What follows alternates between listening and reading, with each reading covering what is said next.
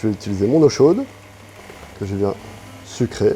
Moi, en général, j'utilise du sucre de betterave bio. 30 g de sucre par litre, pas plus, tout est pesé au gramme près. Si on passe sur une fermentation trop forte avec trop de sucre, le kombucha risque d'être alcoolisé.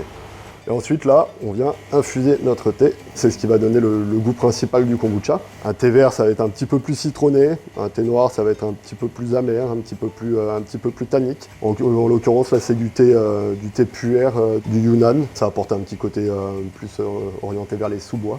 Cette infusion de thé sucré est ensuite refroidie, puis mélangée à un peu de liquide de base déjà très fermenté et à la mère de kombucha, le SCOBY. C'est ce qu'on va appeler un chimiste des moisissures.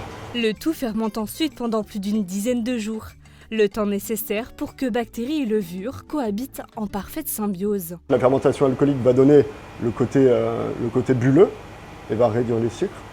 Et grâce au contact avec l'oxygène, on va avoir le petit côté acétique donc du coup du vinaigre. Ça, c'est la transformation de la molécule d'alcool grâce au contact avec l'oxygène. Et il y aura aussi les bactéries lactiques qui rentrent en jeu, qui elles ont travaillé un petit peu avant et qui ont rendu la boisson acide, quoi. Chaque mois, plus de 2000 bouteilles de kombucha bio sortent de l'atelier de la fermentée.